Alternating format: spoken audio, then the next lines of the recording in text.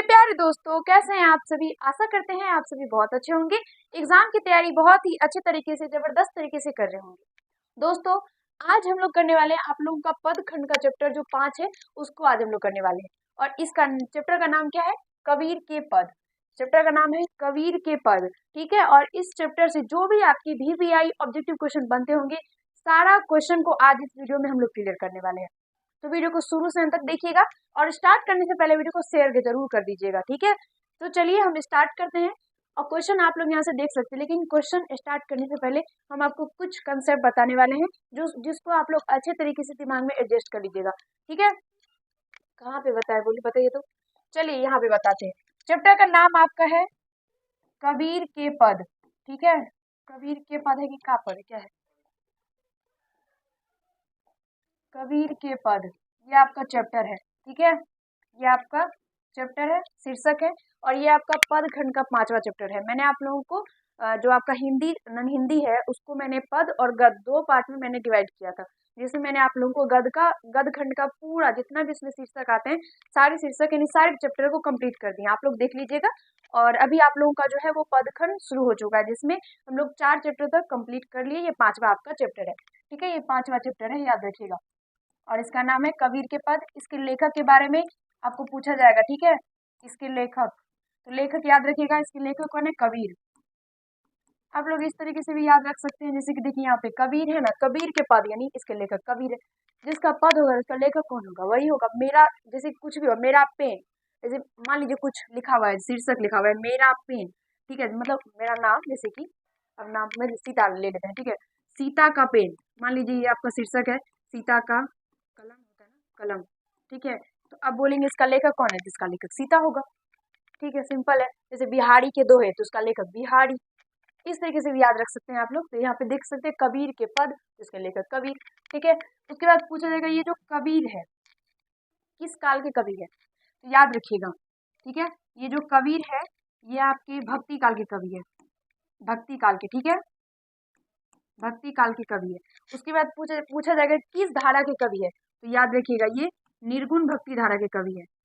निर्गुण, ये निर्गुण भक्ति धारा के कवि है। ठीक है। जो भी इधर हम बताते हैं ना, उसको या तो नोट कीजिए या तो दिमाग में एडजस्ट कीजिए।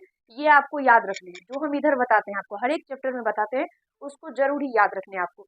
ठीक है। कबीर के पद के लेखक कबीर है। कबीर भक्ति काल के कवि है और कबीर जो है निर्गुण भक्ति धारा के कवि है। ये समझ में अगर नहीं आ रहा है कि निर्गुण आखिर क्या होता है, तो हम आपको बताते हैं। देखिए, भक्ति जो यहाँ पे भक्ति जो काल है, उसको 2 पार्ट में से बोल सकते हैं कि डिवाइड कर दिया गया है। या तो ये भी नहीं याद रखना है तो कोई बात नहीं, ऐसे याद रखिए। एक होता है सगुन, एक होता है निर्गुण। एक होता है सगुन, एक होता है निर्गुण। ठीक है। ये दोनों शब्द याद रखिएगा, सगुन निर्गुण। सगुन में क्या आता है? सगुन में बस मतलब वो आ जाते हैं, जैसे कि जो भी भगवान का जो भी मूर्ति जो होता है, जैसे प्रतिमा, भगवान के जो प्रतिमा होते हैं, उसको जो मानते होंगे वो सगुन में आ जाएंगे। जो उसको नहीं मानते होंगे, यानी वो समझेंगे भगवान का कोई आकार नहीं है, वो निराकार है, तो वो निर्गुण भक्ति निर्गुण में आ जाएंगे। ठीक है। बस ये दोनों शब्द याद रखिए, बाकी कुछ नहीं हो। ठीक है। याद रखिए। देखिए, जो भगवान के आकार यानी भगवान का जो मूर्ति पूजा जो भी करते होंगे, मूर्ति पूजा जो करेंगे वो सगुन में आ जाएंगे। जो मूर्ति पूजा नहीं करेंगे वो निर्गुण में आ जाएंगे। ठीक है। सिंपल, याद रखिएगा। उसके बाद देखिए, ये जो कबीर है, कबीरदास, ये कबीर जी जो है वो किसी भी भगवान के मूर्ति पे यानी बोल सकते हैं वो मूर्ति पूजा नहीं करते थे। इनका कहना था कि जो भगवान है वो निराकार है। भगवान जो है वो निराकार है। याद रखिएगा। ठीक है। ये भगवान को किस तरह से मानते थे, अगर पूछा जाएगा ना तो छक्का मार दीजिएगा। ये निराकार है, यानी ये कहते थे कि भगवान निराकार है, यानी भगवान का कोई आकार नहीं होता है। जो भी निर्गुण भक्ति धारा के जो भी कवि होते हैं, वो भगवान को निराकार मानते हैं, निराकार मानते हैं। ठीक है। उनका कहना होता है कि भगवान का कोई आकार नहीं है, आकार भगवान का कोई नहीं है। ठीक है। उसके बाद देखिए, कबीर जी का कहना था कि जो भी कोई भी भगवान है, तो उसमें मतलब ये नहीं कि अब जैसे कि कोई मुस्लिम धर्म के लोग हैं तो उनका भगवान अलग होगा, हिंदू धर्म के हैं तो उनका अलग होगा, सिख धर्म के होंगे उनका अलग होगा।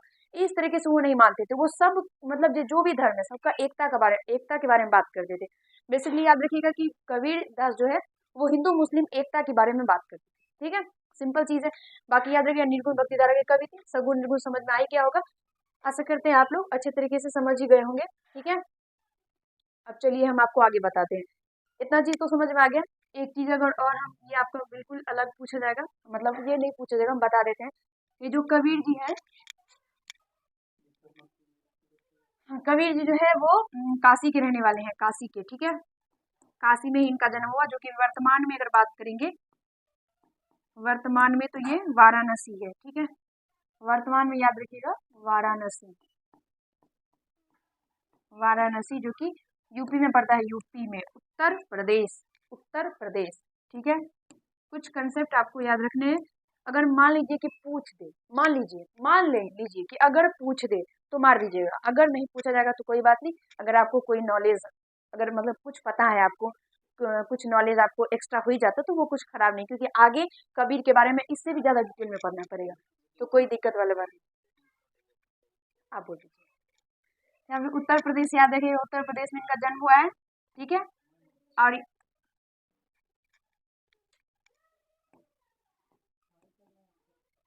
ये याद रखिएगा काशी, ठीक है। अगर काशी ऑप्शन में नहीं रहता है तो आपको वाराणसी दिख जाएगा, तो वाराणसी वाले, क्योंकि वर्तमान में वो वाराणसी हो गया है, और ऐसे यूपी।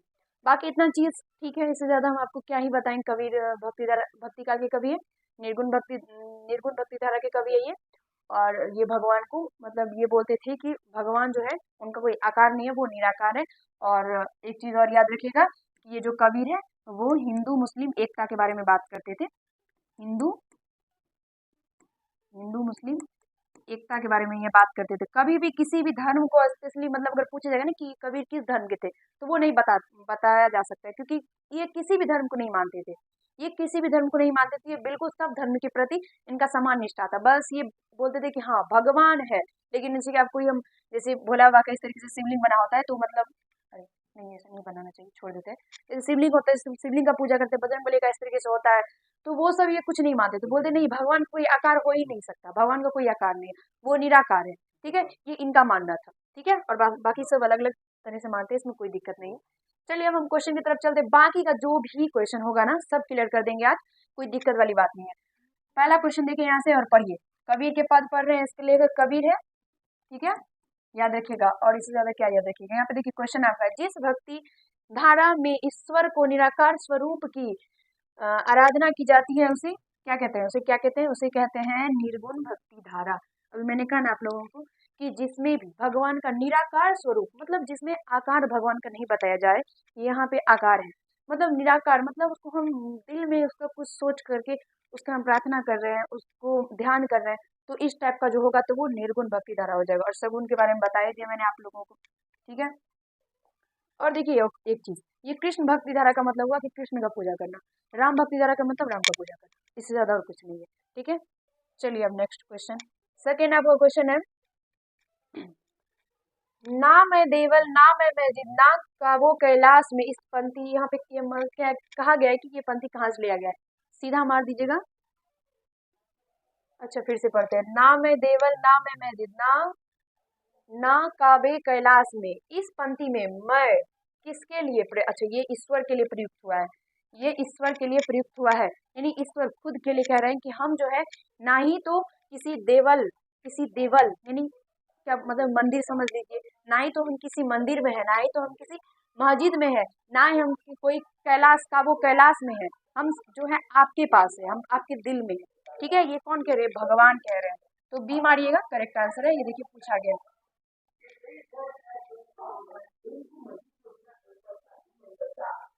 तीसरा क्वेश्चन देखिए, कबीर के किस पद में स्थापित रूढ़ियों के समांतर सच के सीधे साक्षात्कार की प्रस्तावना है, ये पहला पद है, ये पहला पद में है। आप लोग नहीं पढ़े हैं ना, इसका दोहा तो पढ़ लीजिएगा, ठीक है। ये पद इसमें आपका दो है, पहला और दूसरा इस तरीके से दिया हुआ है, पढ़ लीजिएगा दोनों, नहीं पढ़े हैं तो ठीक है, आसान है, समझ में बिल्कुल आ जाएगा। और इस बार तो जैसे कि आपका जो 25 में, जैसे कि हम बताया आप लोग को, मतलब आप जो अभी 26 में एग्जाम देने वाले हैं, 2026 में जो आप लोग एग्जाम देंगे, तो इसमें हम लोग मतलब हिंदी का जो है ना कोई भी चैप्टर नहीं किया था, अभी लास्ट में ही सारा ऑब्जेक्टिव ही कर रहे हैं, बस सारा मतलब अच्छे तरीके से बोलेंगे डिटेल में अगर, तो सिर्फ मैथिली को पढ़ेगा। लेकिन जो 27 में जो आप लोगों को पढ़ाया जाएगा, मतलब 27 बोर्ड के लिए जो पढ़ाया जाएगा 26 में, तो वहाँ पे आपको ये दोनों सब्जेक्ट हम बहुत ही डिटेल में पढ़ाएंगे, विश्वास मानिए बहुत डिटेल में पढ़ाएंगे अच्छे तरीके से, जो कि आपको समझ में अच्छे से आएगा। ठीक है, तो कोई दिक्कत नहीं है, फिलहाल आप लोग ये पढ़े ही होंगे, हिंदी इसमें भी कोई हार्ड नहीं। आगे देखिए, चौथा आपका क्वेश्चन है, निम्न में से कौन कवि अपनी रचना के माध्यम से भक्ति के नाम पर बाह्य आडंबरों एवं व्यर्थ अनुष्ठानों पर करारा प्रहार किया है? तो वो कबीरदास, वो कबीरदास ही है जो कि बाह्य आडंबरों को नहीं मान रहे। मतलब हम जल लेके जा रहे हैं भगवान के मंदिर में, उनको अर्पित कर रहे हैं, उनके लिए प्रसाद खरीद रहे हैं, फूल ले रहे हैं। अब इस तरीके से भी होता है, किसी के यहाँ से सवेरे से उठ के, मान लीजिए दुर्गा पूजा होता है, उसमें क्या करते हैं, सवेरे सवेरे से उठ जाते हैं, किसी किसी के यहाँ फूल तोड़ तोड़ के लाते हैं। क्यों लाते हैं? क्यों? भगवान का पूजा करना है। क्या भगवान आके बोलते हैं कि हाँ हमको जो है ना फूल लेके आओ, इतना फूल होना ही चाहिए तभी मेरा पूजा करना? ऐसा तो कुछ नहीं होता। तो ये क्या हुआ? ये बाहरी दिखावा हुआ। यहाँ हम इस तरीके से भगवान को प्रसन्न करने का प्रयास कर रहे हैं। लेकिन ये जो कबीरदास है, ये सीधा बोलते हैं कि नहीं, इस तरह से मत फंसिए, ये व्यर्थ है, ये सारा कुछ व्यर्थ है। भगवान ये नहीं बोलते हैं कि तुम मेरे दरबार आओ, हमको ना जल चढ़ाओ, हमको फूल लेके आओ, मिठाई लेके आओ, प्रसाद लेके आओ, ऐसा कुछ नहीं बोलते हैं। उनको दिल से याद करो, बस हो गया, वही बस बोलते हैं। तो यही सबका जो है ये विरोध करते हैं। कौन? कबीरदास। याद रखिएगा, ऑप्शन नंबर ए करेक्ट होगा। ये मोहम्मद इकबाल जो है आपके बच्चों की दुआ लिखे हैं, ये हम आपको पढ़ा चुके हैं। ठीक है, नहीं देखे ना तो देख लीजिएगा, बच्चे की दुआ इनका रचना है, ये पढ़ा दिए हम आपको। ये नरोत्तम दास जो है आपका सुदामा चरित्र लिखे हैं, जो कि हम अभी तक आपको नहीं पढ़ाए हैं, पढ़ाएंगे। ठीक है, गोपाल सिंह नेपाली आपका पीपल लिखे हैं, ये भी हम आपको पढ़ाएंगे, नहीं पढ़ाए हैं। ठीक है, बाकी ये पढ़ा दिए, जो मोहम्मद इकबाल की रचना बच्चों की दुआ पढ़ा दिए। पांचवा आपका क्वेश्चन था कि संसार में निर्मोही रहने की बात कौन कहते हैं? तो ये कबीर जी कहते हैं। निर्मोही, निर्मोही, निर्मोही मतलब किसी के प्रति कोई मोह नहीं, कोई मोह नहीं। अगर अभी समय मतलब जैसे कि हम लोग परिवार में रहते हैं तो परिवार के प्रति मोह हो जाता है। अगर मान लीजिए कि अभी कहीं जाने की बात होता है तो हम सीधा रो पड़ते हैं, वैसे होता है कि रो देते हैं। लेकिन ऐसा नहीं रहना है, मतलब इस तरीके से निर्मोही होके रहिए कि अगर अभी कहा जाए कि आपको प्राण देना है तो आप प्राण दे सकते हैं, कोई मोह नहीं। इस तरीके से रहने के लिए कहा, क्या कह रहे हैं? कौन? कबीरदास। ठीक है, ये रामधारी सिंह दिनकर जी का रचना हम आपको करवा दिए, ईर्ष्या तू ना गई मेरे मन से। ये आप में नहीं है, रहीम वाला रचना आपके में नहीं है, और ये हम करने वाले हैं, अभी नहीं किया है। आगे देखिए क्या है, अनुओ शब्द का अर्थ। अनुओ शब्द का अर्थ क्या होता है? ओ सॉरी, मनुओ, सॉरी, मनुओ शब्द का अर्थ मन होता है, मन। ऑप्शन नंबर ए मार दीजिए, करेक्ट आंसर है। आगे, मैं कहता सुजावन हारी तू रे राखो उलझाई रे, मैं कहता तू कादर, क्या है? तू जागत रहियो, तू रहता है सोई रे। इस ये कहाँ से लिया गया है? किस कविता से लिया गया है? ये कबीर के पद से लिया गया है, कबीर के पद। ऑप्शन नंबर ए बिल्कुल ही करेक्ट आंसर हो जाएगा। ये आपके पूछे गए क्वेश्चन है, यहाँ पे लिखिए। ये करमवीर हम आपको पढ़ा दिए, ये बाकी है, और बिहारी के दोहे पढ़ा दिए। ठीक है, आगे कौन कवि निर्मोही रहने के लिए कह रहे हैं? तो कौन? कबीरदास। ऑप्शन नंबर ए हो जाएगा करेक्ट। सारा क्वेश्चन बहुत आसान है, आराम से कीजिए, समझ में सब आएगा। कबीरदास किस काल के निर्गुणों पासक कवि है? किस काल के? भक्ति काल के, ये भक्ति काल के कवि है। और यहाँ से देखिए रीति काल के कवि कौन है? रीति काल के कवि आपके बिहारी है, बिहारी। इसका जो रचना है बिहारी के दोहे पढ़ा चुके हैं हम आपको। ठीक है, ये रीति काल के कवि है, रीति काल के श्रृंगारिक कवि है, रीति काल के श्रृंगारिक कवि। ठीक है, बिहारी। आदिकाल के कवि आपके कौन है? आदिकाल के कवि है विद्यापति। आदिकाल के कवि कौन है? विद्यापति। और बाकी जो भी बचता है ना सारा आधुनिक काल में, जैसे कि रामधारी सिंह दिनकर आधुनिक काल में आ जाएगा। ठीक है, और भी गोपाल सिंह नेपाली है आपके इधर, जो भी बाकी बच जाता है वो सारा इधर ही आ जाएगा आधुनिक काल। ठीक है, तो कोई दिक्कत नहीं होगा, आराम से आसान है। आगे देखिए, मैं कहता सुरजावन हारी तू राखे उजाई रे, किस पंक्ति का है? इस पंक्ति की रचयिता का नाम क्या है? कबीरदास। इस पंक्ति के रचयिता का नाम क्या है? कबीरदास। क्या है यार, ऑप्शन ही उल्टा है, याद रखिए कबीरदास। ये रहीम आप में नहीं है, ये रहीम का रचना आप में नहीं है। ठीक है, इसको छोड़ दीजिए। बाकी शंकर शैलेंद्र का रचना तू जिंदा है तो जिंदगी की जीत में यकीन कर, अगर कहीं स्वर्ग तो उतार ला जमीन पर पढ़ा चुके हैं। ये बिहारी के दोहे भी आपको पढ़ा चुके हैं। आगे, तेरा मेरा मनुआ कैसे एक हो ही रही है पंक्ति किस कविता की है? तो ये आपका बिहारी सॉरी कबीर के पद से लिया गया है, डी होगा करेक्ट आंसर। और ये तीनों रचना अभी हम लोगों का बाकी है, अभी नहीं किए हैं। आगे देखिए, कबीर किस काल के भक्त कवि है? ये भक्ति काल के कवि है, डी करेक्ट आंसर होगा। आदिकाल के कवि विद्यापति है, रीतिकाल के कवि आपके बिहारी है। ठीक है, और ये आधुनिक काल के कवि तो बहुत सारे हैं, इसका तो कोई जवाब नहीं। आगे देखिए, मोको कहाँ ढूंढे बंदे मैं तो तेरे पास में, यह पंक्ति कहाँ से ली गई है? ये कबीर के पद से लिया गया है। ऑप्शन नंबर ए करेक्ट हो जाएगा। और यहाँ पे ये जो मोको है, अगर पूछ देगा ये मोको किसके लिए प्रयोग हुआ है, तो ये भगवान के लिए प्रयोग हो रहा है। ठीक है, भगवान ही कह रहे हैं कि हमको कहाँ तुम ढूंढ रहे हो, हम कहीं पर नहीं है, मस्जिद मंदिर कोई कैलाश पर्वत इस समय हम कहीं पर नहीं है, हम तो तुम्हारे पास में है, तुम खुद खुद में हमको ढूंढो। ये कौन कह रहा है? भगवान कह रहे हैं। ऑप्शन नंबर ए मारिएगा, करेक्ट आंसर है। आगे देखिए, कबीर के पदों की महत्ता इस अर्थ में खास तौर पर उल्लेखनीय है कि उनका भावबोध न सिर्फ तत्कालीन समय से जुड़ता है, बल्कि उसकी क्या है उपादेयता यथावत है। समकालीन समय में, पूर्व काल में भी, मध्यकाल में भी, आदिकाल में। यहाँ पे ए मारिएगा, इसका करेक्ट आंसर है। ठीक है, ए मारिएगा, ये क्वेश्चन आपका नहीं पूछा जाएगा। आगे देखिए, ईश्वर या अल्लाह को बाहर ढूंढने की जगह उसका अपने भीतर ही साक्षात्कार की बात कौन कह रहे हैं? तो ये कबीरदास कह रहे हैं। Option number B correct answer होगा। देखिए यहाँ से अरुण कमल जो है, ये खुशबू रचते हाथ लिखे हैं, अरुण कमल खुशबू रचते हैं हाथ। ठीक है, इसमें हम लोग पढ़ेंगे आगे, अगरबत्ती से के बारे में पढ़ेंगे। ठीक है, ये रहीम वाले रत्ना लिखे, शंकर शैलेंद्र लिखे तू जिंदा है तो जिंदगी की जीत नहीं कर। आगे क्या है? जिनमें ईश्वर के निराकार स्वरूप की आराधना की जाती है उसे कहते हैं निर्गुण भक्ति धारा। यानी जिसमें भगवान का कोई आकार के बारे में बात ना हो, वो निर्गुण भक्ति धारा हो जाता है। ऑप्शन नंबर ए होगा करेक्ट। और सगुण भक्ति धारा होगा जिसमें कि भगवान का जो आकार है, यानी भगवान का मूर्ति का पूजा होता है। ठीक है, तो वो सगुण भक्ति धारा। राम भक्ति धारा राम का पूजा, और कृष्ण भक्ति धारा कृष्ण भगवान का पूजा। सिंपल। आगे, कबीर के पहले पद में किन विचारों का खंडन किया गया है? किन विचारों का? रूढ़िवादी विचारों का। ऑप्शन नंबर ए मारिएगा, करेक्ट आंसर है। आगे, कबीर के बाह्य आडंबरों एवं व्यर्थ अनुष्ठानों पर क्या किया है? करारा प्रहार किया है। ऑप्शन नंबर ए। ये सब क्वेश्चन बहुत आसान है बाबू, कोई दिक्कत वाली बात नहीं है, आराम से पढ़िएगा, सब समझ में आ जाएगा, कोई दिक्कत नहीं है। ये सब क्वेश्चन बहुत आसान है, और हमको लगता है कि क्वेश्चन नहीं पूछा जाएगा, क्योंकि क्वेश्चन इतना आसान नहीं पूछा जाता है, क्वेश्चन हार्ड पूछा जाता है। ठीक है, आसान नहीं पूछा जाता है। आगे, मोको कहाँ ढूंढे बंदे मैं तो क्या है? अच्छा, मोको कहाँ गया है? अच्छा, मोको कहा गया है भगवान को। यहाँ पे मोको भगवान के लिए प्रयोग हुआ है, मैंने आपको पहले ही बता दिया। आगे, कबीर के पद की रचनाकार कबीर है। कबीर के पद रचना क्या? कबीर के पद रचनाकार कौन है? कबीर के पद के रचनाकार कबीरदास है।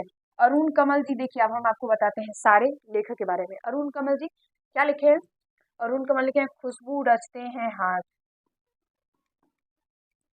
खुशबू, अरे यार, रचते हैं हाथ। ठीक है, रचते हैं हाथ। नरोत्तम दास क्या लिखे? सुदामा चरित्र लिखे हैं, सुदामा चरित्र।